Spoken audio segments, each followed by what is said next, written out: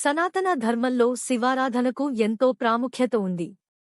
అందులోనూ భగవాన్ పరమశివుని చంద్రశేఖరుడు అని కొలిచే చంద్రశేఖర అష్టకం అత్యంత శక్తివంతమైనది.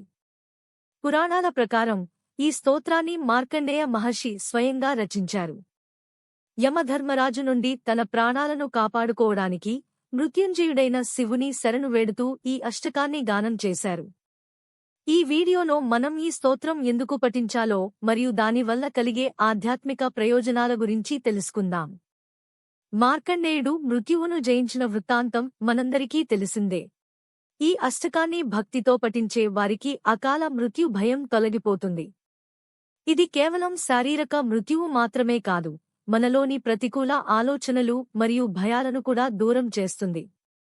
ప్రతి శ్లోకం చివరలో వచ్చే చంద్రశేఖర మమాశ్రిత కులదైవతం అనే చరణం, పరమేశ్వరుడే మా కులదైవం, ఆయనే మమ్మల్ని రక్షిస్తాడు అనే బలమైన ఆత్మవిశ్వాసాన్ని మనలో నింపుతుంది.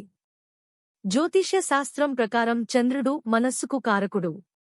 మనసు అలజడిగా ఉన్నప్పుడు ఆ చంద్రుడిని ధరించిన చంద్రశేఖరుడిని ధ్యానించడం వల్ల మానసిక ప్రశాంతత లభిస్తుంది. ఒత్తిడి, ఆందోళన మరియు డిప్రెషన్ వంటి సమస్యలతో బాధపడేవారు ఈ స్తోత్రాన్ని విన్నా లేదా పఠించినా గొప్ప ఉపశమనం పొందుతారు. ఇది మనలోని ఆలోచనా శక్తిని క్రమబద్ధీకరించి ఏకాగ్రతను పెంచుతుంది. ఈ అష్టకంలోని 8 శ్లోకాలు శివుని దివ్య రూపం, ఆయన ఆభరణాలు మరియు ఆయన కరుణను వర్ణిస్తాయి. శివుడు వైద్యనాథుడు అని కూడా పిలువబడతాడు. ఈ స్తోత్ర పఠనం వల్ల దీర్ఘకాలిక అనారోగ్యాలు నయమవుతాయని, గ్రహ దోషాలు తొలగిపోతాయని భక్తుల నమ్మకం. కష్టకాలంలో దిక్కుతోచనప్పుడు చంద్రశేఖరుడిని శరణు కోరడం వల్ల సమస్యల నుండి బయటపడే మార్గం సుగమం అవుతుంది. భక్తితో, సరైన ఉచ్చారణతో ఈ చంద్రశేఖర అష్టకాన్ని పఠించడం వల్ల కలిగే అనుభూతి వర్ణనాతీతం. మీరు కూడా మీ దైనందిన జీవితంలో ఈ స్తోత్రాన్ని భాగం చేసుకోండి. కేవలం 5 నిమిషాల ఈ పఠనం మీ రోజంతా సానుకూల శక్తిని అందిస్తుంది. పరమేశ్వరుని కృపా కటాక్షాలు మనందరిపై ఉండాలని కోరుకుంటూ ఇప్పుడు ఆ శక్తివంతమైన చంద్రశేఖర అష్టకాన్ని విందాం. చంద్రశేఖర చంద్రశేఖర చంద్రశేఖర పాహి మాం, చంద్రశేఖర చంద్రశేఖర చంద్రశేఖర రక్ష మాం. రత్నసానుశరాసనం రజతాద్రిశృంగనికేతనం, సింజినీకృతపన్నగేశ్వరమచ్యుతానలసాయకం. క్షిప్రదగ్ధపురత్రయం త్రిదివాలయైరభివందితం, చంద్రశేఖరమాశ్రయే మమ కిం కరిష్యతి వయ్యమా. చంద్రశేఖర చంద్రశేఖర చంద్రశేఖర పాహి మాం, చంద్రశేఖర చంద్రశేఖర చంద్రశేఖర రక్ష మాం. పంచపాదపపుష్పగంధపదాంబుజద్వయశోభితం, పాలలోచనజాతపావక దగ్ధమన్మథ విగ్రహం. భస్మదిగ్ధకళేబరం భవనాశనం భవమవ్యయం, చంద్రశేఖరమాశ్రయే మమ కిం కరిష్యతి వయ్యమా. చంద్రశేఖర చంద్రశేఖర చంద్రశేఖర పాహి మాం, చంద్రశేఖర చంద్రశేఖర చంద్రశేఖర రక్ష మాం. మత్తవారణముఖ్యచర్మకృతోత్తరీయమనోహరం, పంకజాసన పద్మలోచన పూజితాంఘ్రిసరోరుహం. దేవసింధుతరంగశీకర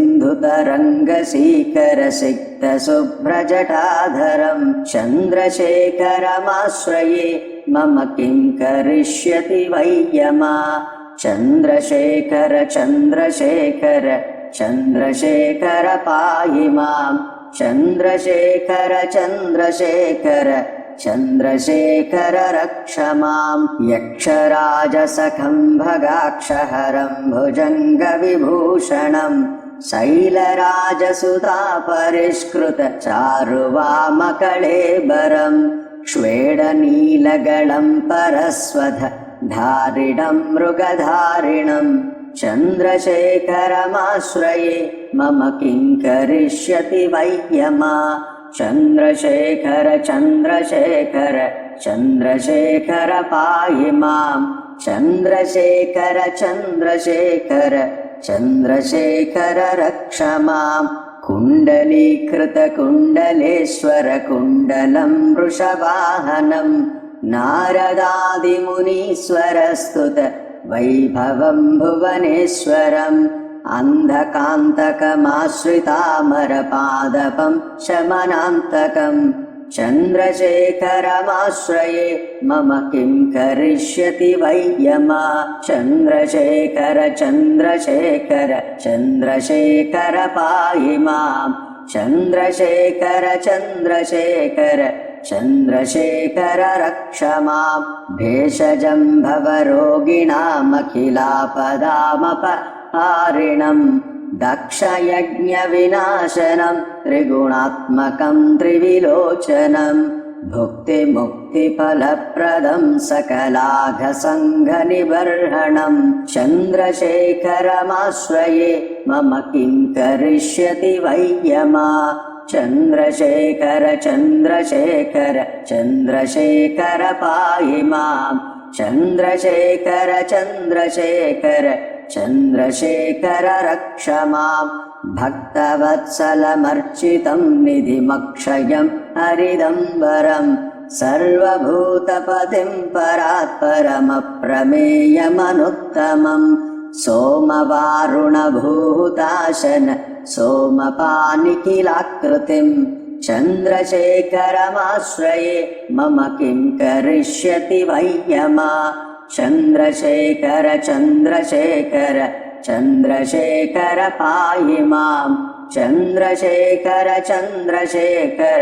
चन्द्रशेखर रक्ष माम् विश्वसृष्टिविधायिनं पुनरेव पालनतत्परम् संहरन्तमभिप्रपञ्चमशेषलोकनिवासिनम् क्रीडयन्तमहर्निशं गणनाथयूथसमन्वितम् चन्द्रशेखरमाश्रये मम किं करिष्यति वै यमा चन्द्रशेखर चन्द्रशेखर चन्द्रशेखर पाहि माम् चन्द्रशेखर चन्द्रशेखर चन्द्रशेखर रक्ष माम् मृत्युभीतमृकण्डुसूनुकृतस्तवं शिवसन्निधौ यत्र कुत्र च यः पठेन्न हि तस्य मृत्युभयं भवेत् पूर्णमायुररोगतामखिलाद्धसम्पदमादरम् चन्द्रशेखर एव तस्य ददाति मुक्ति చంద్రశేఖర అష్టకం కేవలం పెద్దలకే కాదు పిల్లలకు కూడా ఎంతో అవసరమని ప్రముఖ ఆధ్యాత్మికవేత్త బ్రహ్మశ్రీ చాగంటి కోటేశ్వరరావు గారు తరచుగా చెబుతుంటారు. పిల్లల్లో చిన్నప్పటి నుండే ధైర్యాన్ని, మానసిక స్థైర్యాన్ని నింపడానికి ఈ స్తోత్రం ఒక అద్భుతమైన సాధనం. చంద్రశేఖరమాశ్రయే మమ కిం కరిష్యతి వై యమః అంటే నేను ఆ చంద్రశేఖరుడిని ఆశ్రయించాను, ఇక యముడు కూడా నన్ను ఏమీ చేయలేడు అని అర్థం. ఈ భావం పిల్లల మనసులో నాటుకుంటే వారిలో అనవసరమైన భయాలు తొలగిపోయి ఆత్మవిశ్వాసం పెరుగుతుంది. అందుకే పిల్లలకు చిన్నప్పటి నుండే ఈ అష్టకాన్ని నేర్పించడం వల్ల వారికి ఆయురారోగ్యాలతో పాటు ఏ విషయాన్నైనా ఎదుర్కొనే ధైర్యం కలుగుతుంది. మన పిల్లలను ఆధ్యాత్మిక మార్గంలో నడిపిస్తూ వారి భవిష్యత్తును ఆ దేవదేవుని ఆశీస్సులతో భద్రపరుచుకుందాం. ఆ మహదేవుని అనుగ్రహం మనందరిపై ఎల్లప్పుడూ ఉండాలని మనస్ఫూర్తిగా కోరుకుంటున్నాను.